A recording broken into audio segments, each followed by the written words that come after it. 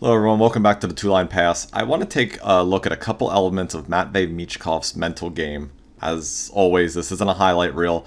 I want to just jump right into the video and then I'll explain along the way where we're going. Junior playoff game to cap off his 2023 season. Here he's going to identify well, but the execution is really awful. I'm not a fan of leaving your feet in general, but this could have been a lot of things and instead it's nothing. Then we're going to see as the play progresses, he puts a fourth player behind the goal line, and maybe that's how they play. Maybe that's a team tactic, but I doubt it. Now, what's tough about this is now you have no place to go with the puck when you do get it back. Like, this is not going to be a Michkov trashing session because he's too good of a player for that. But I want to start with an admission. I didn't care for his playmaking ability that much in his draft year. Not that I thought it was bad or awful or non-existent. I just had a lot of questions about it. But as I made this video, in fairness, I started to see things like this. Look off the shot into a cross-seam pass. That's a really high-end play. I saw some progress in his playmaking that I didn't expect, and I'll show that because I'm not interested in framing a player in a way that I feel misrepresents him, because then I'll just be wrong on the internet, and that would be awful. So it's not only just his playmaking, just the levels of the playmaking, his spatial awareness, other aspects of his hockey sense we're going to dive in on. Watch him here in the neutral zone. He's going to try to fend off this player. I don't think he gets quite as much deception space as I think he was planning on buying there. We'll see things like that and see, can he shake guys given his current skill set, and to what level does he buy space for himself and buy space for his teammates. Okay, let's take a look at spatial awareness and routes here. Look at where he starts. We're out here on the right wing. And he sort of drifts to wherever. His positional discipline is something we'll really need to watch. Look, if they see this, his check is wide open cruising down the slot. No one's even close to him. This somehow gets to him anyway, and now we have a sudden change. Broken record if you've seen all my videos, but I'm a nut for attacking the dot line. He just continues to push outside, push outside. He has a defender's back turned, and now he's just out of space and time, and he's left in a situation where there's no speed differential. There's a comfortable D-man as opposed to an uncomfortable D-man, and he has to go from outside to get back in. This isn't really going to happen for him at the junior level. It's going to be way harder as a pro. Not going to grill him too badly here. It's a long shot from the boards, but there's a man near the puddle, so it kind of makes some sense. I was just taking shifts where he had significant puck touches and didn't want to leave one out. We're going to look at some Michkov power play time here. He's playing up high. Not sure if he gets a piece of this puck that comes through him. So it's nothing bad here necessarily because I can't see the puck on the wall. I wonder if this is just a matter of him having trouble corralling it, or if he really doesn't correctly feel the angle of this player coming up on him.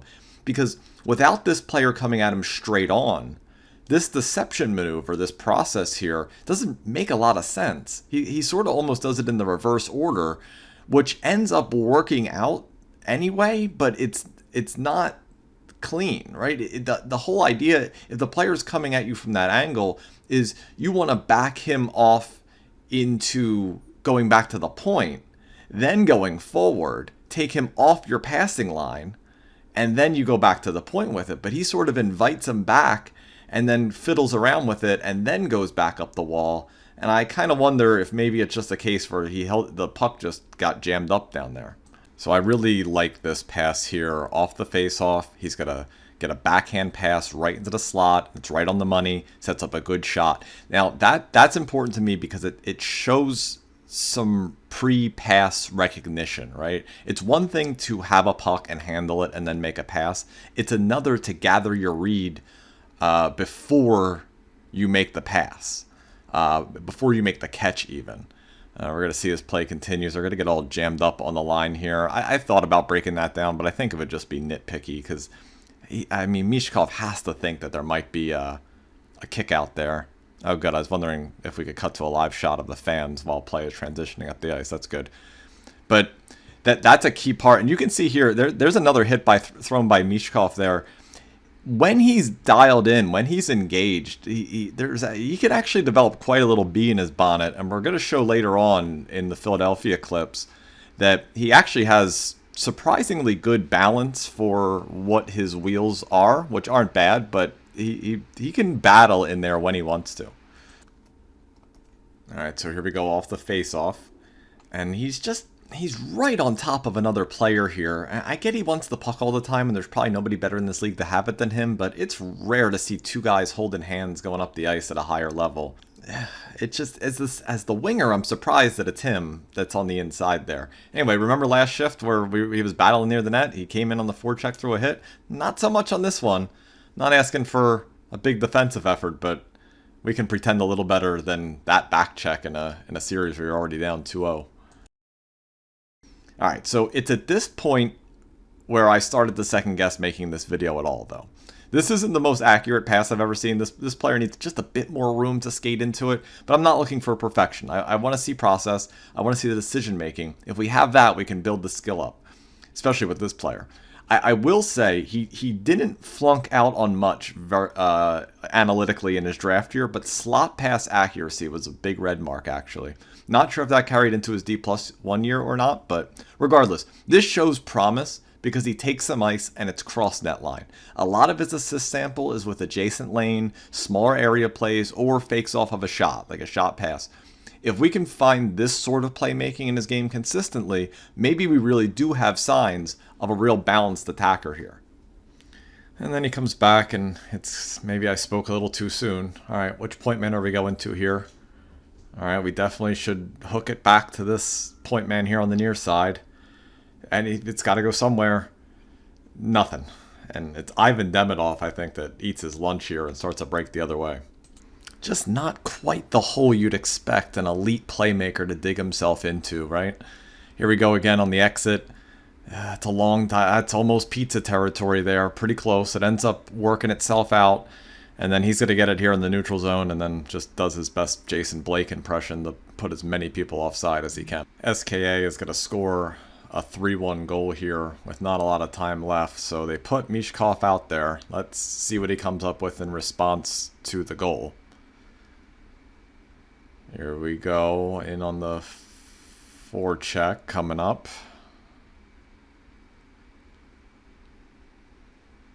Alright, that wasn't necessarily for him. Fair enough. We'll peel off and...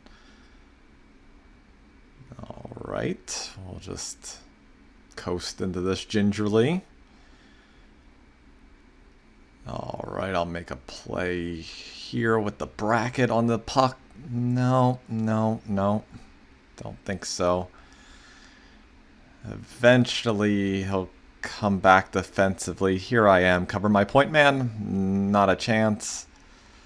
Now I'm in the vicinity of him. I'll spin around, get my triangle absolutely violated, coast into the neutral zone. Here I come again. Alright. Here's the puck. I got this. Oh, oh, well. Let's see. I can come back and get this puck here. I could have gone off the rink at this point, but I am determined to have the bottom completely fall out of my game here. Here I am, back on the screen. Here we go. Here's a puck for me. Late in a shift. I'll just ladle it up the wall to nobody in particular.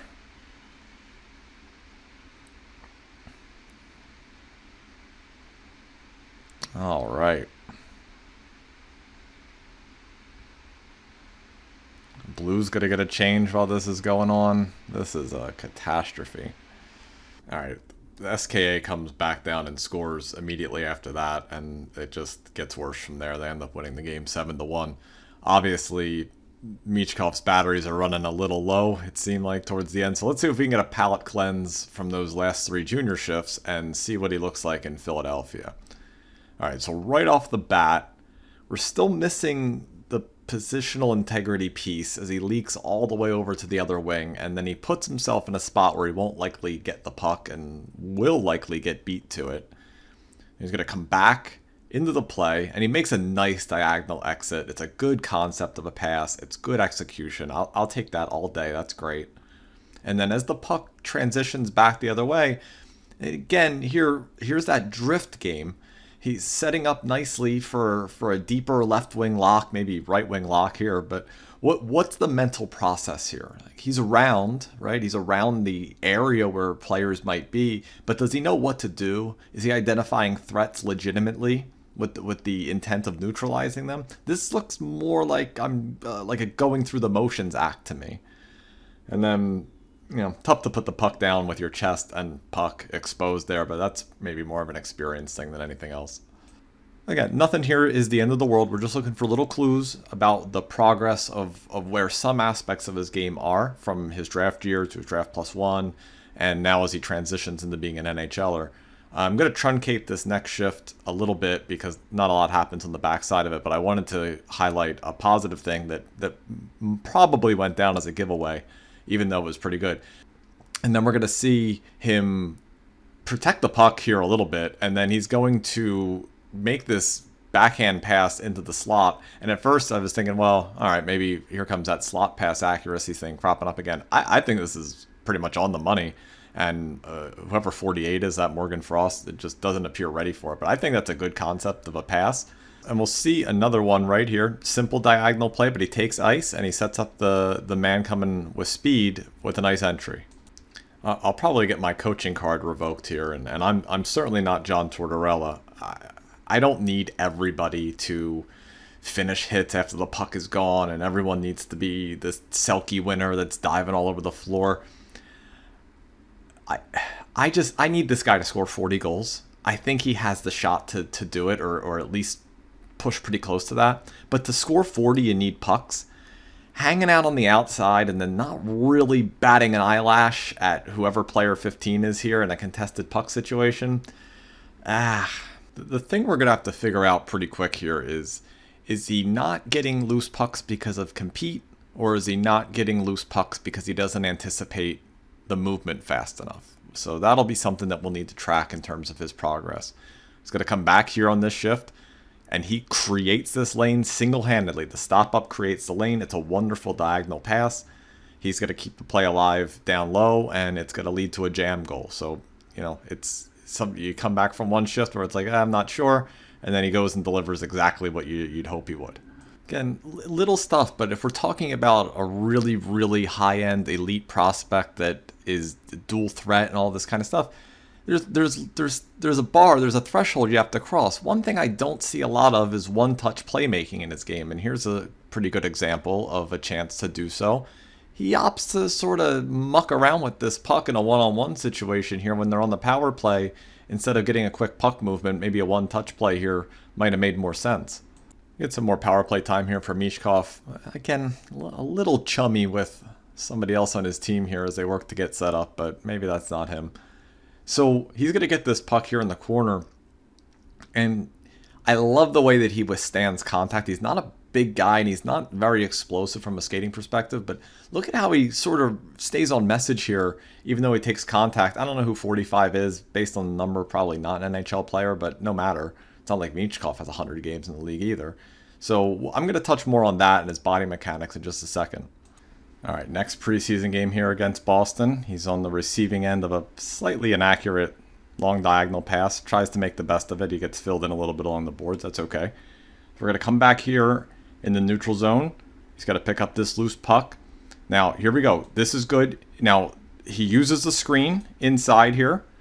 And, well, it's a fast league. What are you going to do? But the key is to watch a play like that. This is a player that, A, has an absolute bomb of a shot and is not afraid to use it.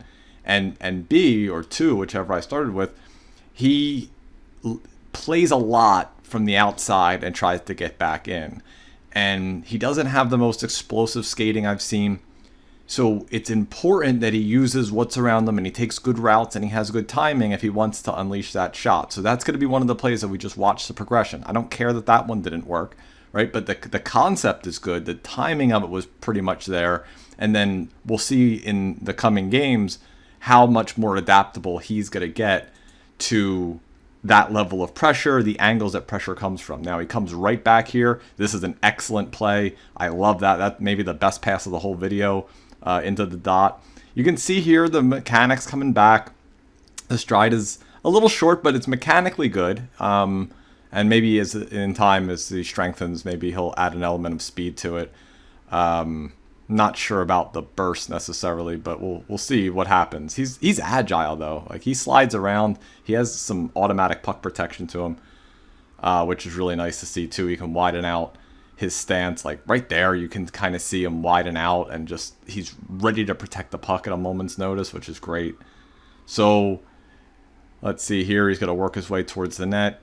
Now he capitalizes on this puck. Here's an element where he tries some one-touch passing, and it's a really inaccurate pass, to be quite honest, but there's some thought there.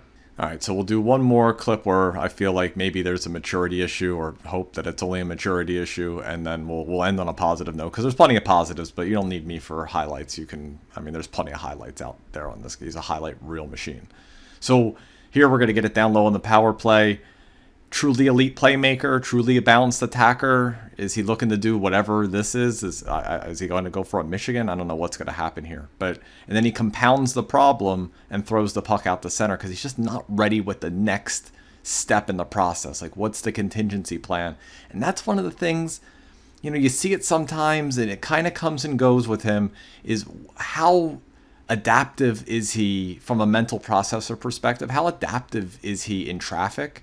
Is it just, I'm just going to pull the trigger? And that's fine. I'd rather have this guy shoot 200,000 pucks a year if I had the choice. But it's the adaptive processing in traffic that makes you kind of wonder about what he can do inside. You watch his pass catch, right? It's a lot of fading away with the pass as opposed to attacking ice, taking ice with the pass, which is what you see the truly great players do in this league, is especially if you're adapting from a smaller ice, from bigger ice to smaller ice, you're going to need to take ice if you want to be any kind of player. Even if he just turned out to be an Alexei Kovalev type, which I think is probably more his way about him, you're still going to need to attack valuable ice if you want to do it. And sometimes you see it, and other times it's the traits just aren't as present as you'd like.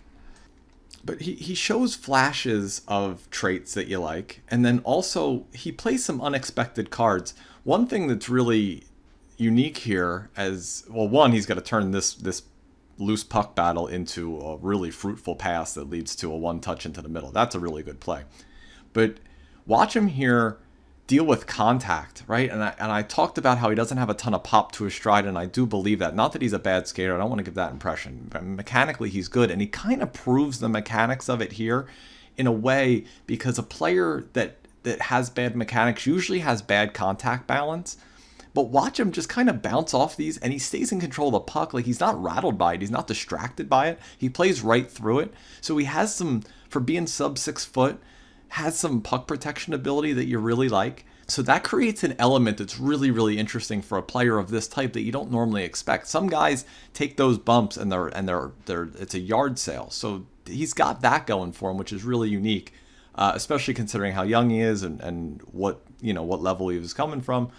So then you look here, again, I picked on his spatial awareness, but look, he comes back here. His positioning is what creates this goal. He deserves credit for creating that lane, creating that goal. And, this Philadelphia power play, I'm expecting at least a little bit more creativity out of this year. You can't fall off the floor, right? They canvass the world looking for ideas on how to help that piece. So Michkov will be a part of that.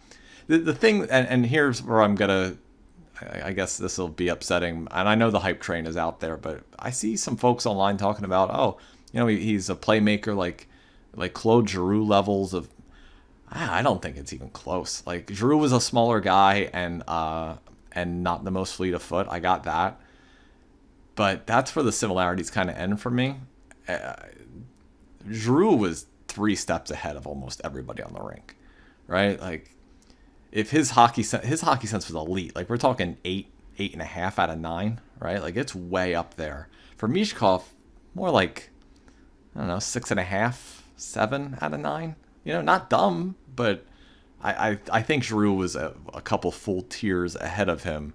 And look, if he's really that great of a playmaker, there's 1.72 assists per goal, and does he ever have more assists than goals?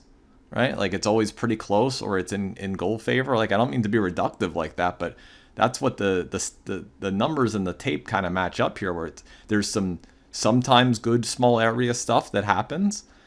And there is a hint that he can maybe do some cross lane things, but consistently, this guy is a shooter from mid-range that can score. That's really what we're looking at here. And if he can add more to his game, then great. But right now, I'm counting on this guy for 30, 35, and maybe just as many or maybe a couple fewer assists.